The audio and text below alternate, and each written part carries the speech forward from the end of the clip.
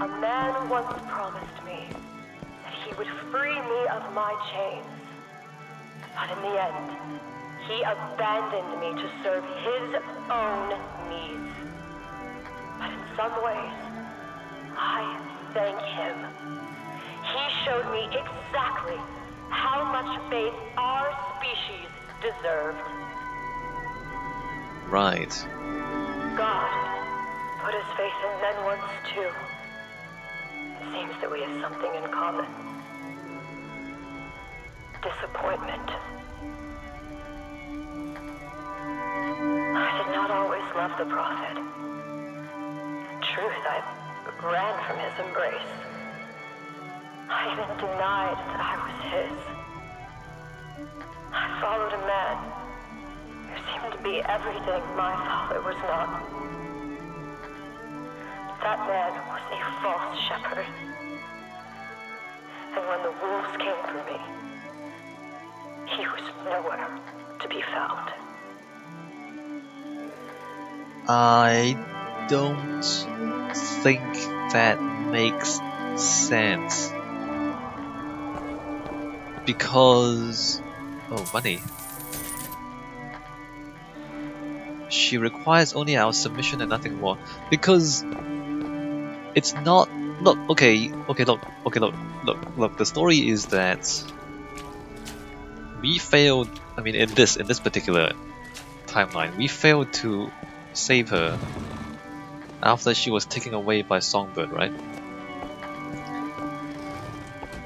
So but why would she then comply with Comstock's vision of what he wanted her to be? Because but that makes no sense. Like, why would? Because eventually she became like Comstock eventually dies. Obviously, like he died of old age, but then why would Elizabeth just continue his work once he was gone? That doesn't make sense. Like she put her faith in men once too, but then disappointment. But why does she continue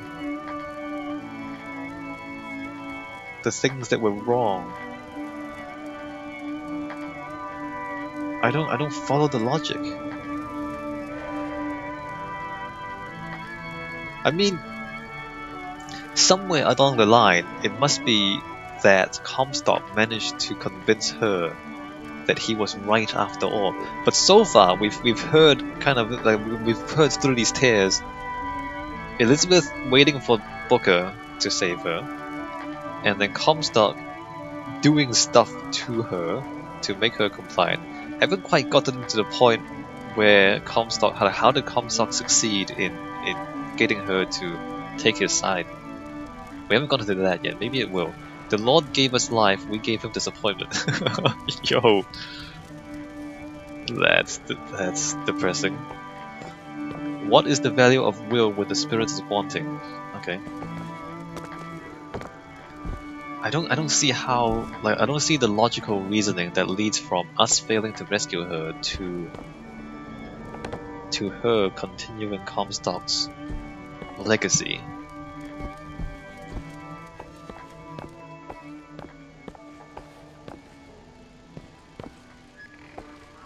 Battleship Force?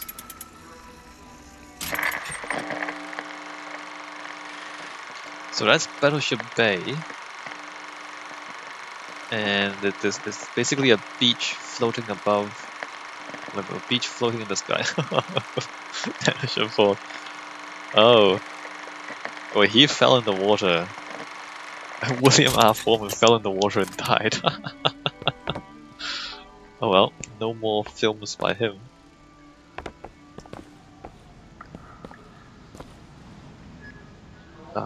Warden's office. This looks like a combat area. Alright, what's going on here? No ammo. But we actually managed to sneak past most of the enemies. I'm quite surprised that I can do that. Because I tried in the first time I played because you know I wanted to, but then it didn't work. But apparently you can do it. As the days pass, I believe less in God and more in Lutece. My powers shrivel as my regrets blossom. All of this because my father failed me. By the time I realized how far I'd gone, it was too late to stop it. But there is still one last chance at redemption for both of us. So over time her powers diminished and her regrets blossomed.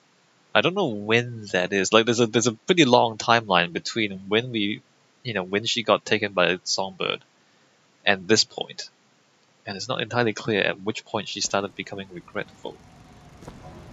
But there you go, that's the story. She believed less in Comstock and more in Lutece. So Lutece is still around and still influencing things. Even at the point when Elizabeth's powers were failing, the Luteces were still around to influence things. Let's keep that in mind. But there's one more chance to redeem both of them. So the Luteces again are still driving the story. Like they're still the ones who are making things happen. Interesting. Oh look, here we are. The switch.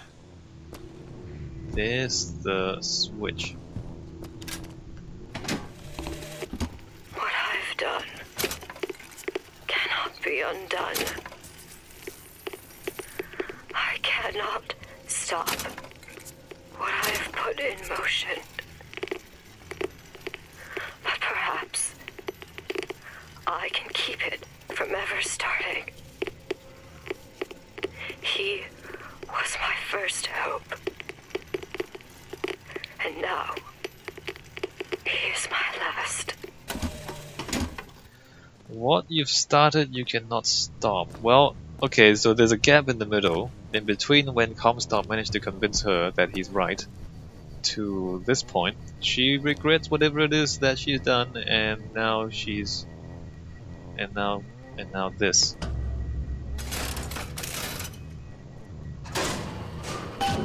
Should be able to head downstairs and get to Elizabeth now. Oh, great.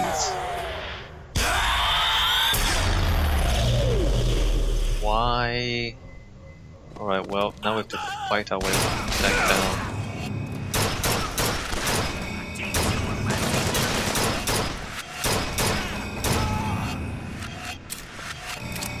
Yes. Shoot more guys. I'll kill you. No, you won't. You're not killing anything. There's still a lot of these guys around, even this time. At least they have guns. I can replenish my ammo finally.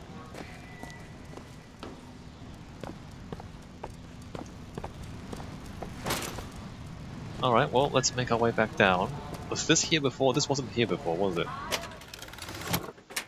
New hat, rising bloodlust. After each successful kill up to 5, weapon damage is increased. Resets 10 seconds after last kill.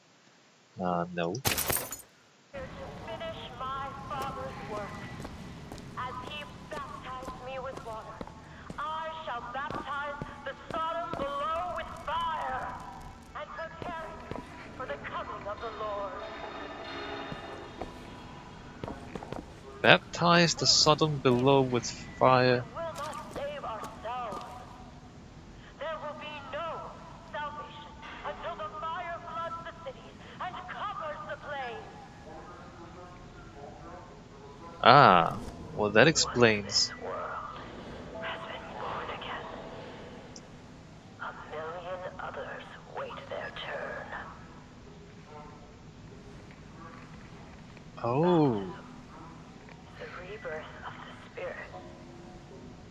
But sometimes, the mind gets in the way. If the mind will not yield, then you must expose the mind to every version of itself. Either the mind will yield, or be reduced to a blank.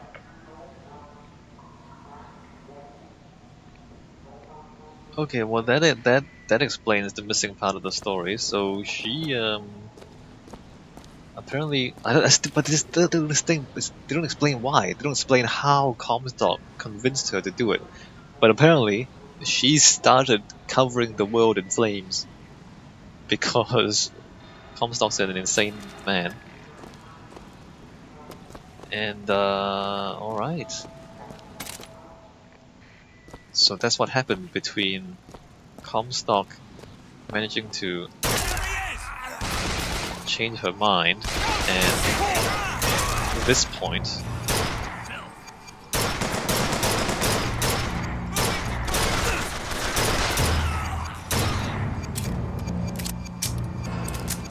is that she started burning the world. She started drowning the mountains of men in flames. But again, she doesn't explain how Comstock convinced her to do that, aside from the fact that Booker never managed to get back to her. Where we work? Was I here before? I was here before, right? Yep. Aside from the fact that Booker never managed to get back to her, there's no other explanation given for why she would do that.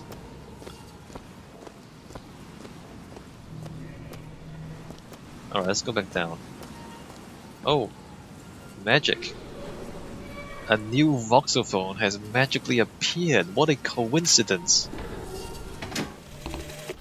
Tomorrow the leash comes off, because all of this has to end. But even if I destroy the siphon, will I be strong enough to see all the doors and open whichever I choose? And if I bring him here, who is to say that he would be any match for the monsters I have created? The siphon. So she kept the siphon on herself that Elizabeth, whole time. Hold tight!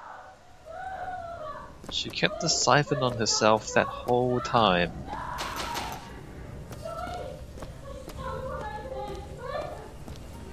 What?